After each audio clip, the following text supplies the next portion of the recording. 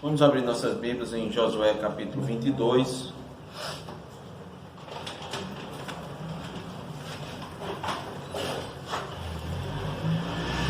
Josué 22.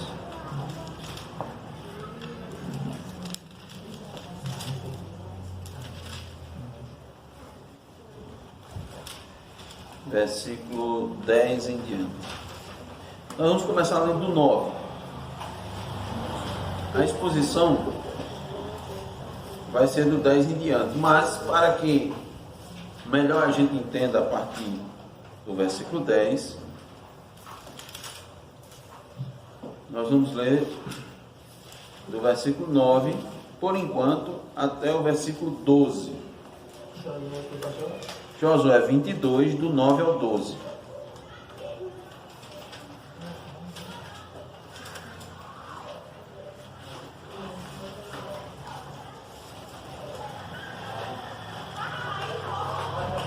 Diz a palavra de Deus: assim os filhos de Ruben, os filhos de Gade e a meia tribo de Manassés voltaram e se retiraram dos filhos de Israel em Siló, que está na terra de Canaã, para se irem à terra de Gileade, a terra da sua possessão, de que foram feitos possuidores, segundo o mandato do Senhor por intermédio de Moisés.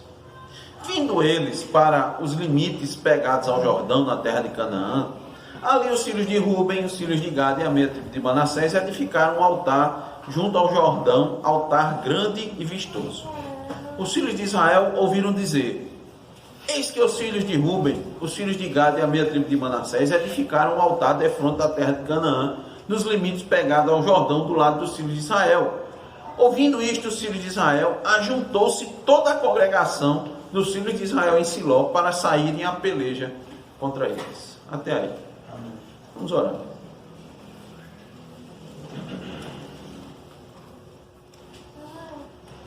Senhor Deus amado, Deus santo e bendito, Deus grande, eterno e perfeito, Tu que és o nosso Pai, ó Deus, por graça, por misericórdia, a Ti, ó Deus, nesse momento rogamos mais uma vez o Teu Espírito, ó Deus, a ação do Teu Espírito, a obra do Teu Espírito, que só Ele pode fazer, só Ele pode realizar, Deus, nas nossas vidas. Quer nos capacitar, Senhor, para falar da Tua palavra com autoridade. Quer também, ó Deus, para compreender a Tua palavra, Senhor. A Tua palavra linda, a Tua palavra, Senhor, pregada. Tu nos conheces, ó Deus, de forma profunda. Tu conheces cada um que está aqui presente, ó Deus, cada um daqueles que vão ouvir, Senhor, Tua palavra. Tu sabes das nossas necessidades, ó Deus, das nossas carências. Tu sabes da necessidade aqui deste povo reunido, desta congregação, ó Deus, deste corpo. Por isso, ó Deus, nós te pedimos humildemente que o Teu Espírito assim faça compreensível, ó Deus, as Tuas verdades aqui, elas sejam claras, ó Deus, e elas não só fiquem na nossa mente, mas desçam aos nossos corações, elas permeiem o nosso ser, as nossas vontades, dirijam, ó Deus, o nosso ser. Não nos deixe esquecer, ó Deus, da Tua palavra. Não dê, ó Deus, que ela entre num ouvido, ó Deus, e saia pelo outro, como popularmente assim nós classificamos. Não que esse momento aqui, ó Senhor, seja mais um daqueles de um cumprimento, de uma obrigação religiosa. Mas, ó Deus, possamos compreender a importância de ouvir a Tua palavra. Ela, ó Deus, que muda verdadeiramente a vida do homem. É por meio dela, ó Deus, que vem a fé.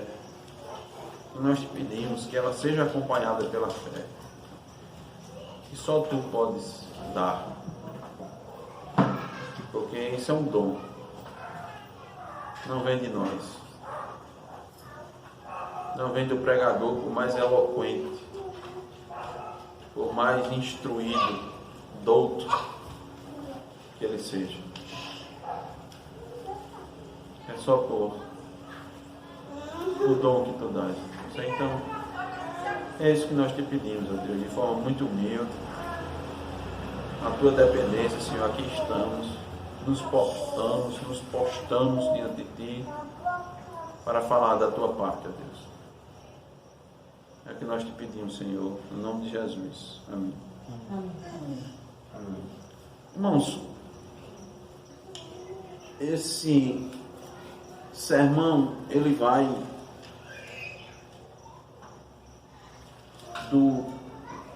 como nós dissemos, do versículo 10 em diante. E nós dividimos em duas partes para podermos trabalhar melhor os temas e nos aprofundarmos nos ensinamentos que nós podemos retirar desse episódio muito interessante. Um episódio até surpreendente que aconteceu com o povo da Terra Prometida. Veja bem, qual o contexto aqui? Nós vimos que as 2,5 tribos, elas foram liberadas para desfrutar da sua herança. Os irmãos estão lembrados? Né? Eles foram liberados com bênçãos. Josué os chamou, os abençoou e disse que eles poderiam agora retornar. Tanto os abençoou, como também os instruiu em como desfrutar da bênção. Porque tudo, meus irmãos, nas nossas vidas, nós só aproveitamos, nós só desfrutamos, somente nós nos deleitamos se for segundo a instrução, se for segundo a palavra de Deus. Veja, a maior busca do homem é a felicidade, né? Normalmente o homem sempre busca felicidade. O homem, nas suas ações, busca satisfação, né? A não ser que ele esteja algum problema, né? Algum problema de ordem mental, né? E ele sempre vai buscar a sua felicidade. Ele vai realizar coisas que lhe satisfaçam, que lhe tragam um tipo de prazer, de realização, né? Que ele faça de sentir bem. Isso é inerente do ser humano. Mas nós só vamos conseguir isso, irmãos, verdadeiramente, se for segundo a palavra de Deus, se for segundo a lei de Deus. Agora nós temos o quê? Algo no nosso coração que nos inclina para fazer o contrário, que nos diz o contrário. E costumamos dizer que isso é desde o Éden, né? Deus deu as instruções para Adão e Eva. Deus disse: olha, está aqui a terra, desfrute, aproveite, só não coma do fruto da árvore do conhecimento do bem e do mal, porque se você comer, você vai morrer. E desde lá, o inimigo das nossas almas, ele vai dizer: não é bem assim, não é verdade, não, você vai se dar bem, você vai ser feliz, você vai se sentir realizado, você vai se sentir como o próprio Deus. Faça isso, ele vai dando instruções e os nossos desejos vão nos direcionando para isso. Mas você só vai ser feliz, você só vai ser verdadeiramente feliz quando você seguir as instruções da palavra de Deus. Por isso que aquele povo já encaminhado, estou fazendo aqui um parênteses, já encaminhado para desfrutar da bênção, ele foi orientado de modo que Josué disse: vocês vão desfrutar da bênção se vocês seguirem as instruções da palavra de Deus, seguirem a lei de Deus. Então ele disse: você quer desfrutar da bênção? Você quer desfrutar da herança? Ama ao teu próximo e ama a Deus. Ama a Deus e ama o teu próximo. Amar a Deus sobre todas as coisas e amar o próximo como a si mesmo é o que, irmãos? O resumo da lei de Deus, dos 10 mandamentos. Então, irmãos, essas 2 tribos e meias, elas partiram para desfrutar da sua herança. Foram liberadas. Eles já tinham vencido todos os grandes inimigos e iriam partir para desfrutar. Onde é que estava a terra deles? Lá na Transjordânia, antes do Jordão, né? Eles partiram, eles passaram o Jordão para lutar com seus irmãos. E eles ficaram lutando e deixaram suas famílias, irmão, deixaram suas posses para lutar. Eles tinham uma visão do reino de Deus. Eles estavam compreendendo o que representava, o que significava o reino de Deus naquele momento, né? Então, eles estavam unidos ali, eles estavam lutando juntos, eles conquistaram a herança para cada tribo. Aquele momento era um tempo de união, de luta, mas acabou. Agora era o momento deles serem dispersos, e foram dispersos com louvor. Com louvor. Por isso que Josué os chamou e os abençoou. Irmãos, então imagine aqui. Eu quero que os irmãos parem agora um momento e imaginem.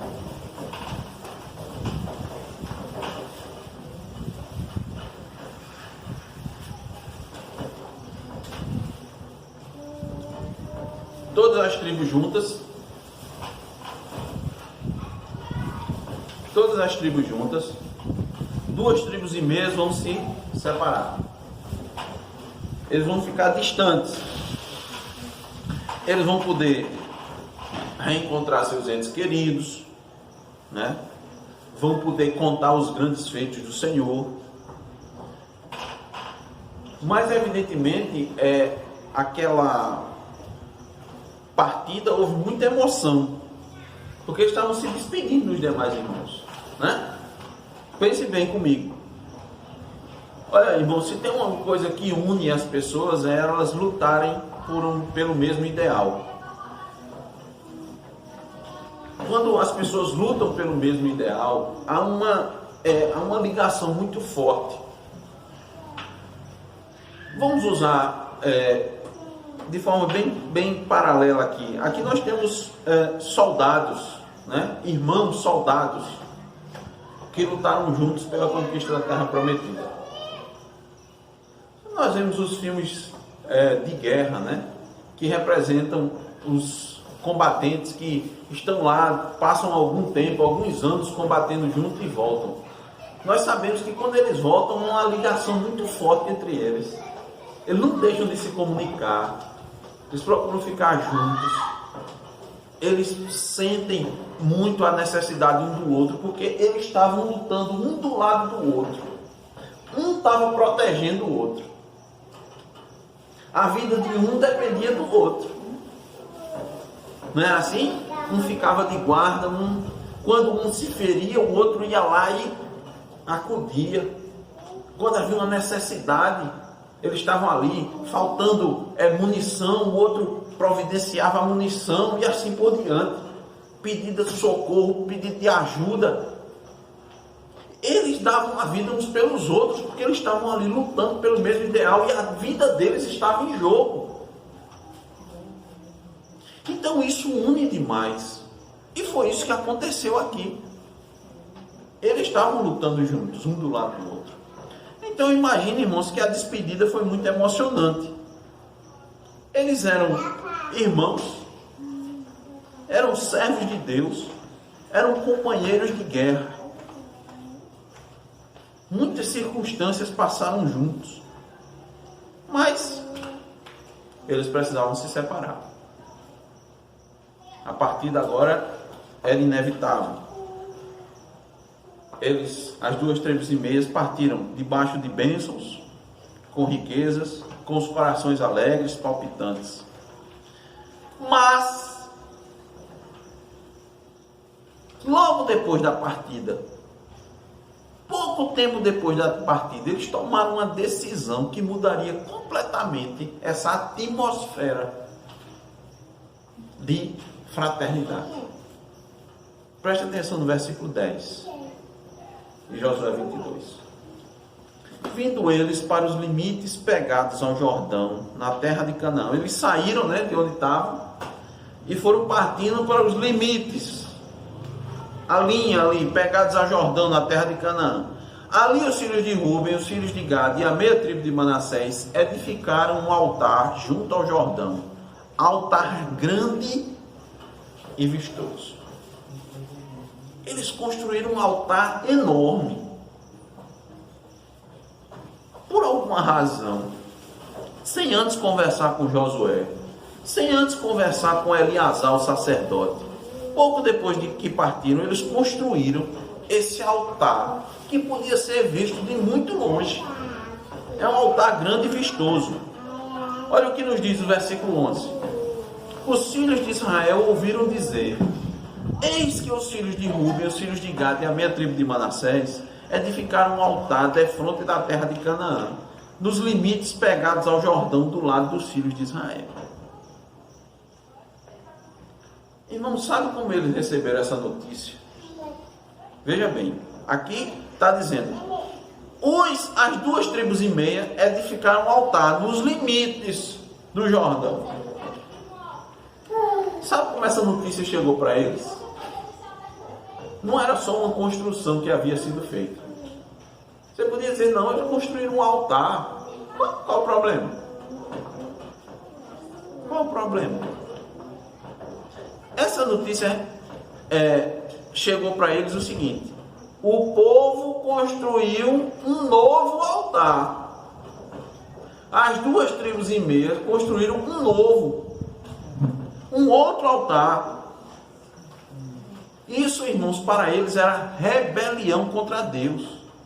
Era uma infidelidade para com Deus. Era a quebra dessa união, dessa unidade do povo de Deus que eles estavam vivendo, desfrutando, e eles tinham que tomar uma providência. Foi assim que eles receberam a notícia. Sabe qual a providência que eles tomaram? Está no versículo 12. Ouvindo isto, os filhos de Israel, ajuntou-se toda a congregação dos filhos de Israel em Siló para saírem a peleja contra eles. Eles iam pelejar, irmão. Peleja aqui é luta. Veja que reação incrível.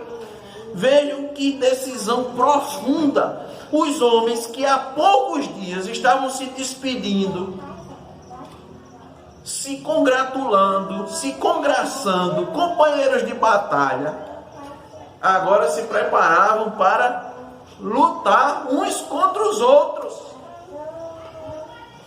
Por que isso? Isso é importante nós vermos. Por quê? Porque havia uma ameaça ao reino de Deus. Por isso, havia ali uma ameaça. Observando, irmãos, a atitude dessas 9 tribos e meia, nessa noite, nós vamos procurar responder a seguinte pergunta: como devemos reagir às ameaças à unidade do povo de Deus? O aprendizado dessa lição, irmãos, é de grande valia para a igreja dos nossos dias, pois mostra claramente que não pode haver concessão na área da verdade. Não pode. Nem mesmo quando se trata de pessoas próximas, amadas, e que compartilham de muitas lutas ao nosso lado. Como devemos reagir às ameaças à unidade do povo de Deus? Primeiro, nós devemos investigar com diligência a ameaça. Preste bem atenção. É uma ameaça. Como é que você tem que fazer? Investigar com diligência a ameaça. Então, vamos verificar. Investigar é partir para analisar essa ameaça. Veja, versículos 13 e 14. E os filhos de Ruben, os filhos de Gade, e a meia tribo de Manassés, e aos filhos de Ruben, aos filhos de Gade e a meia tribo de Manassés, enviaram os filhos de Israel para a terra de Gileade, Finéias, filho de Eleazar o sacerdote, e 10 príncipes com ele, de cada casa paterna um príncipe de todas as tribos de Israel, e cada um era a cabeça da casa de seus pais entre os grupos de milhares. Então você tem que fazer o seguinte, é investigar. Então foi um grupo para investigar. Finéias, filho de Eleazar o sacerdote, e 10 príncipes com ele. Mas o que é importante, irmãos, eles vão investigar, mas vão investigar com base em que linha de investigação? Com base em que eles vão investigar isso? É sempre, irmãos, com a Escritura. É sempre com a palavra de Deus. Sempre nós devemos agir e reagir biblicamente às circunstâncias que nos sobrevêm. As circunstâncias de ameaça à unidade do povo de Deus. Eles, irmãos, seguiram as recomendações dadas por Moisés em Deuteronômio 13. Segura aí, Josué. Volta um pouquinho. Deuteronômio 13. A partir do versículo 12. Veja aí.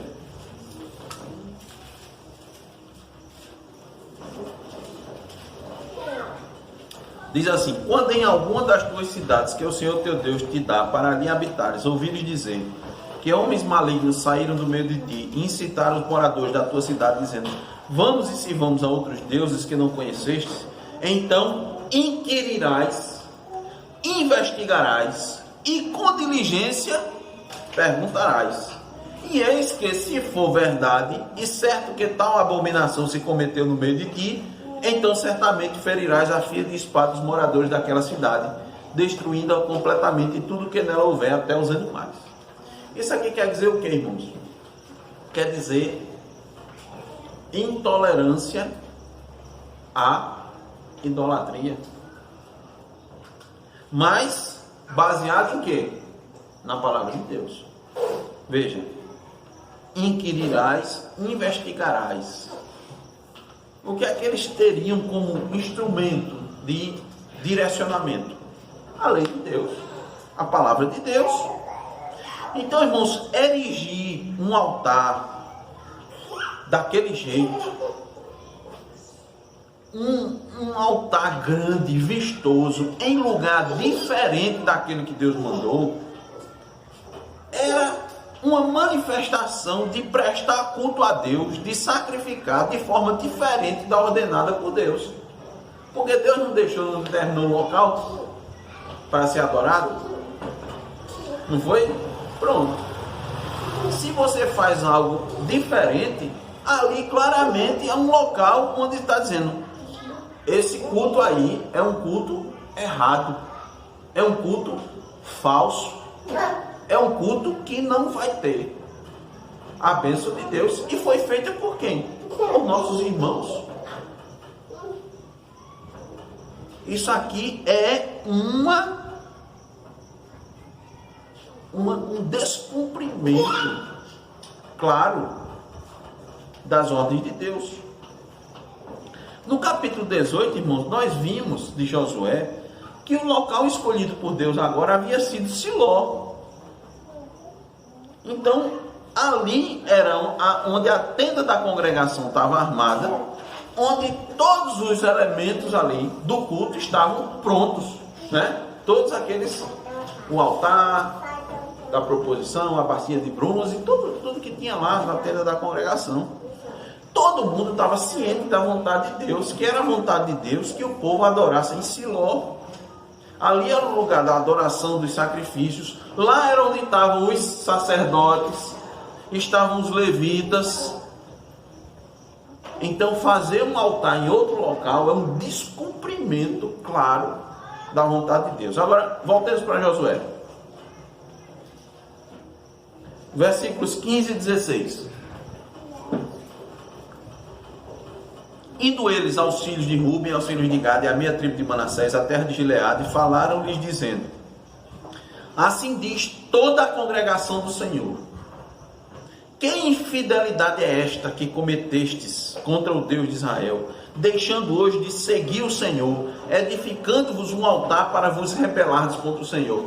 Olha, irmãos, mais uma vez, isso aqui é um indicativo para nós, sabe? Isso aqui está no Antigo Testamento, mas é um indicativo para nós que Deus quer ser adorado sempre do modo que Ele requer adoração.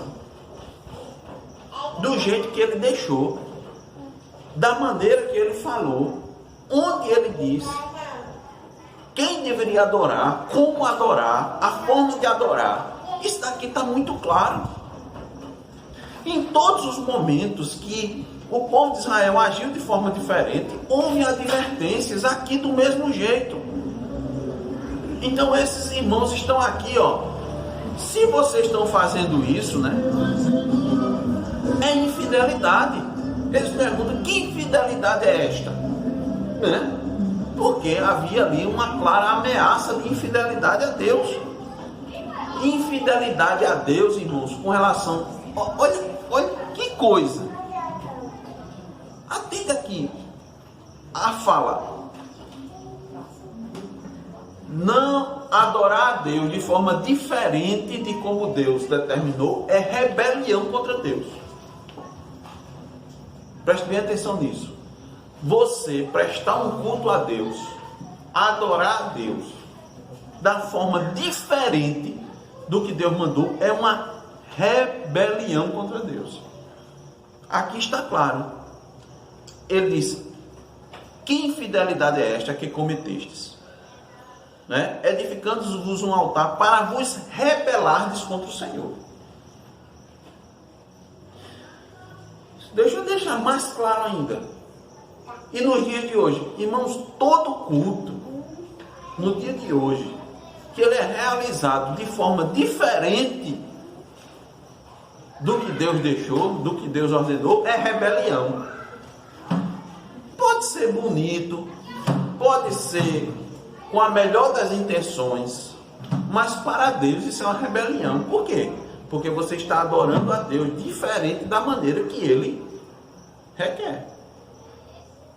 Voltando para cá. Aqueles irmãos estavam fazendo aqui. Vamos avaliar isso, né? Eu sei que eles já chegam com uma sentença pré-determinada. Eles dizem: que infidelidade é esta?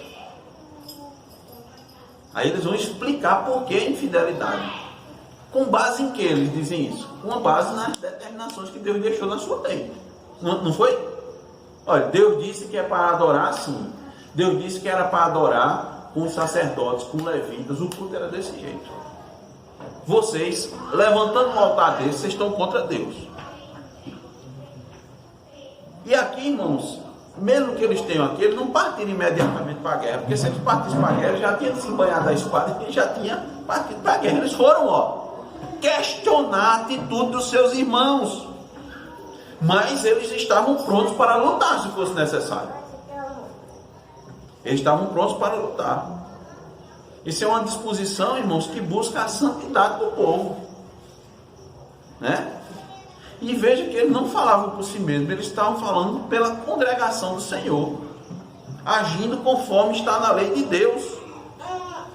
Então aquela construção do altar era uma suspeita de afastamento de Deus, porque Deus não determinou que eles erigissem um altar em outro local.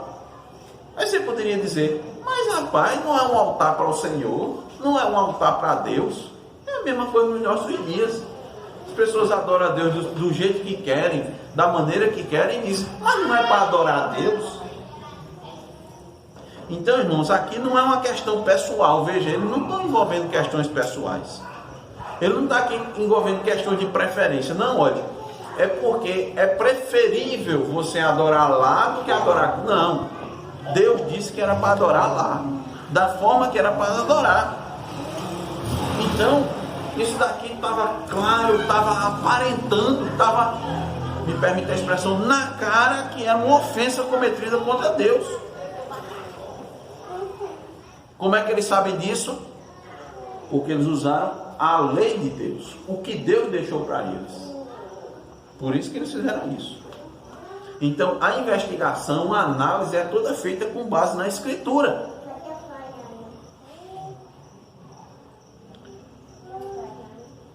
Ó, lá em Deuteronômio capítulo 12, versículos 13 e 14, diz assim, irmãos, ó: guarda-te, não ofereça os teus holocaustos em todo lugar que vires, mas no lugar que o Senhor escolher, numa das tuas tribos, ali oferecerás os teus holocaustos e ali farás tudo o que te ordeno. Entendeu porque ele disse ali que estava errado?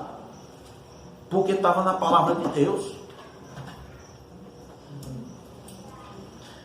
Então eles estavam perguntando isso. É isso que vocês estão fazendo? Vocês estão erigindo esse altar aqui para adorar a Deus? Isso é uma transgressão da lei de Deus. Isso é uma ameaça à unidade do povo de Deus. Então veja, irmãos, o foco é quem? O foco é Deus, é o reino de Deus, é o nome de Deus, é o povo de Deus, é a lei de Deus. Não tem nada do homem aqui, é tudo Deus, tá? Então a investigação tem que ser com base em Deus, apresentando o que existe na lei de Deus. E ela é preciso, ela é necessária, ela precisa ser feita. Por quê? Porque é zelo a Deus, zelo ao reino de Deus. Então, como devemos reagir às ameaças à unidade do povo de Deus? Primeiro, investigando com diligência essa ameaça. Segundo lugar, nós queremos apresentar só duas hoje. Segundo lugar, mostrar as consequências da infidelidade a Deus. Veja a pergunta, como nós devemos reagir a qualquer sinal de ameaça à unidade do povo de Deus? Que aqui havia uma ameaça. Aí você vai investigar com diligência, segundo a palavra de Deus, e você vai mostrar as consequências da infidelidade a Deus. Olha só, o versículo 17 e 18. Veja se não é isso. Acaso não nos bastou a iniquidade de Peor, de que até hoje não estamos ainda purificados, posto que houve praga na congregação do Senhor, para que hoje abandoneis o Senhor? Se hoje vos rebelais contra o Senhor, amanhã se irará contra toda a congregação de Israel. Irmãos, o que Finéias e aqueles 10 príncipes estavam fazendo ali, irmãos, era lembrar de algo que aconteceu no passado, para que não se repita no presente. Por quê? Nós somos propensos, irmãos, a esquecer os nossos pecados. Nós somos propensos a esquecer nossos pecados. Eles, né? Nós somos rápidos em lembrar das nossas virtudes, né? Das minhas virtudes eu me lembro fácil. Agora, dos meus defeitos, eu tenho dificuldade de lembrar. Dos pecados, eu tenho dificuldade de lembrar. Por isso, irmãos, é bom lembrar as ocasiões e manifestações da ira de Deus, reveladas do céu contra a impiedade e a injustiça dos homens. É bom lembrar dos nossos pecados. Nosso coração é enganoso. Ele nos faz, né, lembrar só das nossas boas realizações. Os momentos em que nós nos rebelamos contra Deus, ele faz a gente esquecer com facilidade. Não é verdade? Pare um pouco e pense. Você lembra muito dos seus pecados? Você lembra todas as vezes, eu pergunto, todas as vezes que você se rebelou contra Deus? Quantas vezes você não foi exortado pela palavra de Deus e se manteve na mesma posição? Quantas vezes você se lembra até das consequências dessa rebeldia? Quando você agiu com infidelidade para com Deus? A gente esquece com facilidade. Mas é preciso ficar lembrando dessas consequências, para que a gente não incorra nos mesmos erros, nos mesmos pecados. Foi o que essa delegação fez. Eles lembraram do preço pago pela rebelião contra Deus, do que lhes custou essa infidelidade, Deus é fiel, mas nós somos infiéis. Nós quebramos, irmãos, as promessas. Nós quebramos a aliança, o pacto com Deus. E lembre-se, Deus tanto recompensa o justo, quanto pune também o pecado. Lembre-se, Deus perdoa nossos pecados, mas nós pagamos por eles. Nós pagamos as consequências por eles. Né? Ele cumpre os termos da aliança. Deus sempre cumpre. Tanto por meio das bênçãos, quanto por meio das maldições. Então veja como nunca é demais mostrar as consequências da infidelidade. Deus já havia lembrado, por meio de Moisés, tinha lembrado ao povo da rebelião em Baal-Peor. Veja, esse evento foi um evento marcante no povo de Israel e a gente precisa estar com eles bem em mente. Volte novamente para Deuteronômio, agora para o capítulo 4. Olha aí na sua Bíblia.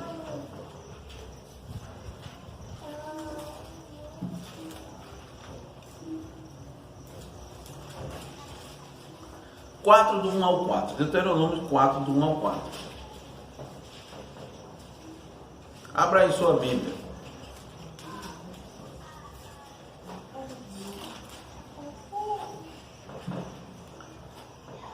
Quinto livro da Bíblia, Gênesis, Êxodo, Levítico, Número, Deuteronômio 4.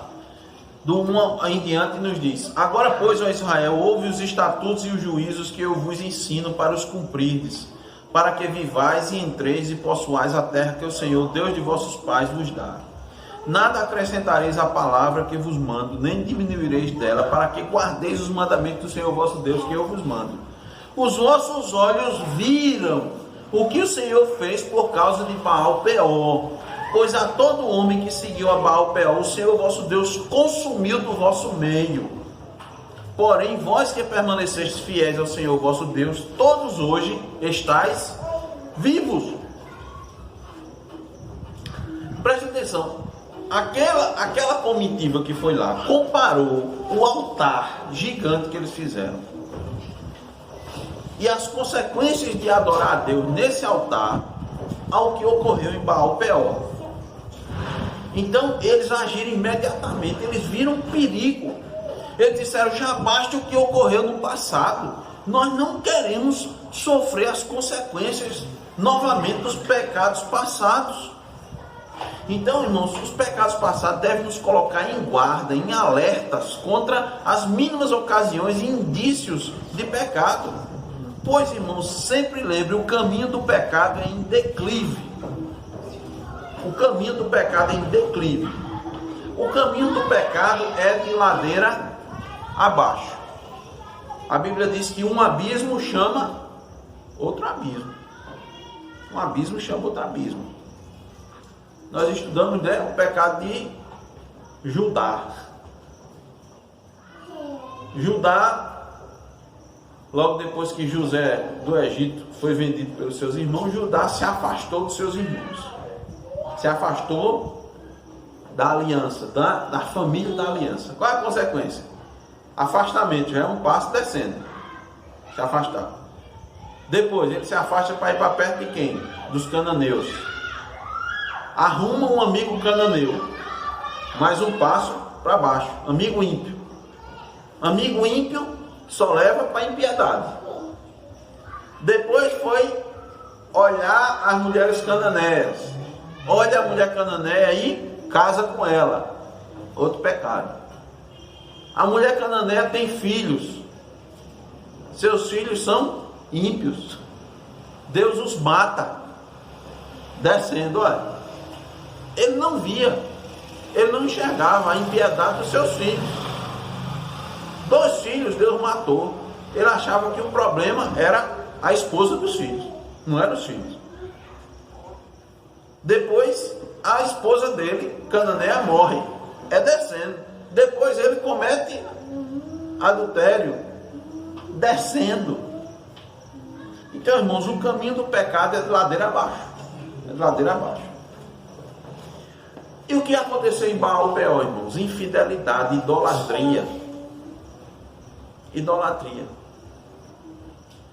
As mulheres ali idólatras, elas, estimuladas por Balaão, lembra de Balaão? Levaram o povo à idolatria e à prostituição. Sabe quantos morreram?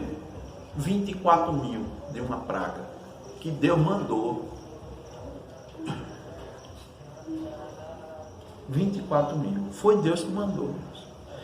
E sabe o que é que essa comitiva diz, irmãos? Que Israel, mesmo assim, ainda não estava todo purificado desse pecado. Tantos anos depois, o povo ainda não estava purificado desse pecado. Então, irmãos, o pecado é coisa triste. E tem pecado que Deus perdoa, mas as consequências perduram por toda a vida. Então a gente tem que atentar para essa verdade e considerar muito essa exortação para as nossas vidas. Temos que lembrar das consequências. Então eu pergunto, né, com uma pergunta de aplicação: será que tudo pelo qual nós já passamos nas nossas vidas, será que todo erro que nós já cometemos já não é suficiente? Né? Será que não basta toda a rebelião que nós já levantamos contra Deus? Será que já não é suficiente? Olha o versículo 18, a pergunta de Josué, né, 22. Para que hoje abandoneis o Senhor? Se hoje vos rebelais contra o Senhor, amanhã se irará contra toda a congregação de Israel. Então, estão entendendo que eles estavam lutando pela unidade do povo de Deus? Entendem que aquilo era uma ameaça à unidade do povo? Então, irmãos, eles estão dizendo assim: será que é preciso outra praga para a gente aprender? Tem que morrer mais 24 mil. Vamos ter que pagar de novo o preço da rebelião. Então, irmãos, qualquer ameaça, irmãos, a infidelidade para com Deus, é preciso estar ciente das consequências. Olha o versículo 20 do capítulo 22. Não cometeu Acã, filho de Zera, infidelidade no tocante às coisas condenadas, e não veio ira sobre toda a congregação de Israel, pois aquele homem não morreu sozinho na sua iniquidade. Então, irmãos, aquele pecado de Acã, ele levou a todo o povo a sofrer uma derrota impensada, né? Perderam a guerra para a cidade de Ai. Venceram a cidade de Jericó, muito mais forte, muito mais difícil. Perderam para Ai. Então, irmãos, pense comigo. Mais uma pergunta de aplicação. Será que algumas derrotas que você também não tem sofrido na sua vida, que não tem uma explicação aparente, será que não é por causa da rebeldia e infidelidade? Muitas vezes nós sofremos derrotas impensadas, né? Situações na nossa vida que, mas rapaz, era para dar certo, né? Por que a gente está sofrendo isso? Por que a gente está empancando nessa área? Por que isso aqui não prospera? Por que estou tendo tanta dificuldade nessa questão aqui? Muitas vezes, irmãos, é rebelião, infidelidade. Então sofremos as derrotas em determinadas áreas da vida. As consequências. É preciso a gente refletir. Refletir muitas vezes no alto preço que a gente paga pela obstinação em não fazer a vontade de Deus, mesmo conhecendo a vontade de Deus. Você conhece, mas você não faz. Antes você não conhecia, mas agora você conhece, mas não faz. Vai sofrer derrota. Vai sofrer derrota. Já vamos concluir, irmãos. As tribos da Cisjordânia reagiram à construção do altar do testemunho, que representava uma ameaça à unidade do povo de Deus. Da mesma maneira, irmãos, nós devemos reagir biblicamente a qualquer sinal de ameaça à unidade da igreja de Deus. Lá em Marcos 3, 24 diz, Jesus Cristo diz, o reino dividido não subsiste. Então, irmãos, nós precisamos reagir à ameaça da unidade. Mas como é que nós vamos fazer isso? Biblicamente. Segundo a palavra. Sendo diligente, procurando com cuidado. Estando atento, irmãos, às ciladas de Satanás, que não deseja o bem dos filhos de Israel. Satanás não quer. Então não permita que nada, absolutamente nada, venha a quebrar a unidade e a comunhão do corpo de Cristo. Não permita. Esteja pronto para isso, com a Bíblia na mão, com a palavra de Deus na mão, para agir com sabedoria, com diligência. Lembre-se das 2 tribos e meia. Elas tinham acabado de se despedir debaixo de bênção, mas foram questionados pelos demais, unicamente por causa de quê? Do reino de Deus, da unidade do povo de Deus. Porque, irmãos, sem unidade não há desleite na herança, não há desfrute da herança. Não se pode desfrutar das bênçãos de Deus com desunião, com infidelidade alheia de Deus. E, irmãos, rebelião traz consequências graves. Rebelião para com Deus, rebelião para com a palavra de Deus. Não podemos esquecer. Pelo contrário, nós devemos lutar e buscar a unidade da igreja por meio da palavra, aplicando a palavra, vivendo a palavra, tendo em vista que o reino de Deus, a glória de Deus, que é o objetivo maior das nossas vidas. Que Deus nos abençoe, irmãos, e faça-nos entender a sua palavra. Amém. Vamos orar.